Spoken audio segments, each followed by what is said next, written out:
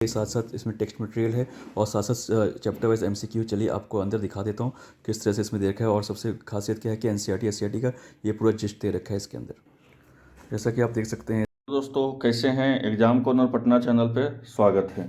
दोस्तों आपको पता है कि द्वितीय चरण का बहाली आ गया है। द्वितीय चरण का बहाली में आप देख लीजिएगा, अतुल सर के द्वारा जो बीपीएससी का चेयरमैन है उनके द्वारा प्रेस कॉन्फ्रेंस किया गया।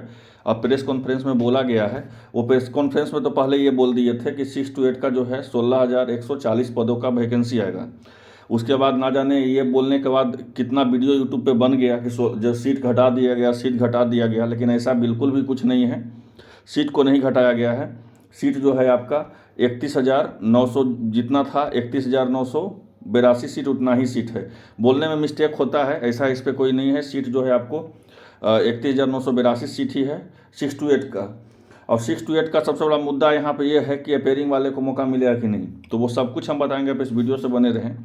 और आते हैं पर फिर 9-10 में। 9-10 का देख लीजिए।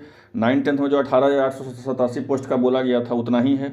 इसमें आपको स्टेट का पेपर 1 पास किए हैं तो आप इसको भर सकते हैं। और 9-10 में जो है विशेष अध्यापक का जो है 270 है, ठीक है। और 11-12 का जो है उसमें 18,577 है।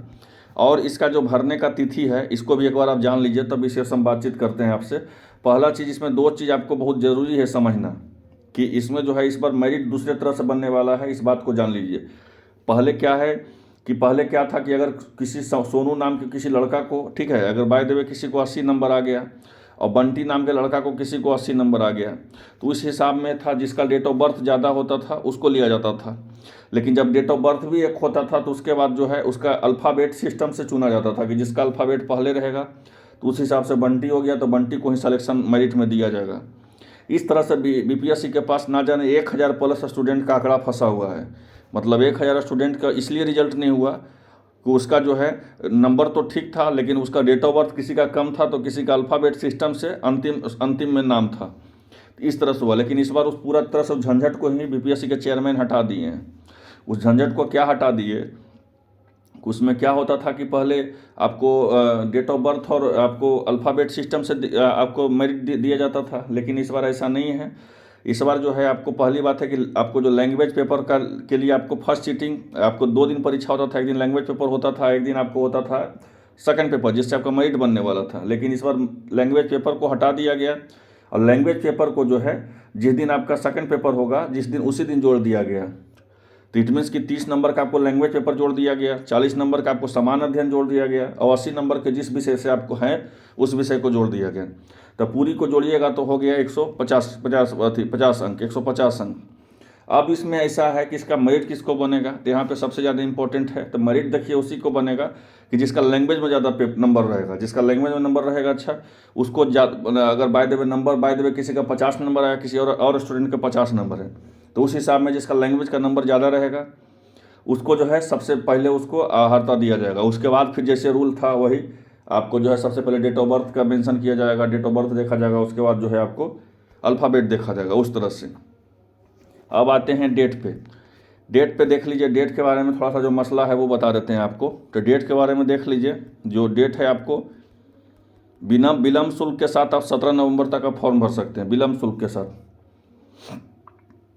और ऑनलाइन आवेदन का तिथि है जो प्रारंभ होने का तिथि कब है, तो आपको जो है 10/11 से है, 25/11 तक है, फिर आपका अंतिम तिथि है। और आपका विलम्ब के साथ भरने के 17 नवंबर तक तिथि है, अंतिम तिथि है। तो फॉर्म जो है आपका 5 तारीख से भरा रहा है। यहाँ तक तो आप लोग जानते होंगे 5 तारीख से 11 तारीख तक भराएगा। हालांकि डेट को एक्सटेंडेड किया जाएगा, इस बात को आप भी जानते हैं, हम भी जानते हैं, और आप नहीं जानते तो आपको बता देते हैं। जो फॉर्म भरने का डेट है उसको हर हाल में एक्सटेंडेड किया जाएगा, आप देख लीजिएगा। क्योंकि बहुत लोग का जाति नहीं बनेगा, निवास नहीं बनेगा, आय नहीं बनेगा, उस तरह से होता है। जाति निवास आय नहीं बनेगा तो किसी का ओबीसी नहीं बनेगा, तो किसी का एनसीएल नहीं बनेगा। इस तरह से डेट आपका जो है फॉर्म भरने का अंतिम तिथि को विस्तारित किया जाएगा। अब आती है सबसे बड़ा मुद्दा कि इसका एग्जाम क्या जनवरी में होगा, इसका सॉरी दिसंबर में होगा। इसका दे दिया गया है कि फर्स्ट वीक में एग्जाम हो जाएगा और दिसंबर के लास्ट में इसका रिजल्ट आ जाएगा, लेकिन ऐसा कुछ भी नहीं है। आनंद फानन में नोटिस निकाल दिया गया है और उसको नोटिस निकालने के बाद विज्ञापन निकाल दिया गया है। ठीक है, विज्ञापन आप समझ लीजिए सिविल कोर्ट का परीक्षा 3 साल से नहीं हुआ है, 2 साल से। आप हाई कोर्ट में जाइएगा तो 1.5 साल से एग्जाम नहीं हुआ है। ठीक है, आपका एग्जाम जो है ये कम से कम जनवरी जाएगा। ये तो आनन फानन में आपको नोटिस निकाल दिया गया, एडवर्टाइजमेंट निकाल दिया गया है, इसके चलते अब फॉर्म भरा लेने में क्या प्रॉब्लम है, फॉर्म भरा लिया जाएगा, लेकिन आपका जो परीक्षा होगा किसी हाल में जनवरी में होगा, इस हमसे लिख के आप ले लीजिए, हमसे आप लिख के ले लीजिए, आपका परीक्षा जो होगा जनवरी में होगा, किसी हाल में लिख के ले लीजिए, जनवरी में होगा। अब सबसे इंपॉर्टेंट बात ये होता है कि क्या सीटेट रिपेयरिंग वाले को मौका मिलेगा, तो देख लीजिए उस बार सीटेट पे जुलाई वाले को तो हम लोग मौका दिलवाए, सब सपोर्ट किया, अगर आप लोग इस बार भी सपोर्ट कीजिएगा तो इस बार भी मौका मिलेगा, हर हाल में मिलेगा, क्योंकि सीटेट जो होता है एक पात्रता परीक्षा है, और इसका परीक्षा जनवरी में जाएगा, अगर उसका भी परीक्षा 24 जनवरी को है तो मिल सकता है मौका, ठीक है। तो इसलिए आप जो है निश्चिंत रहें, 100% निश्चिंत रहें, अपना तैयारी को करते रहें, मौका ज़रूर मिलना चाहिए, अगर आप लोग खुल के सपोर्ट कीजिएगा तो ज़रूर मौका मिलेगा। आई होप आप लोग को वीडियो अच्छा लगा होगा, मिलते हैं नेक्स्ट वीडियो में, धन्यवाद।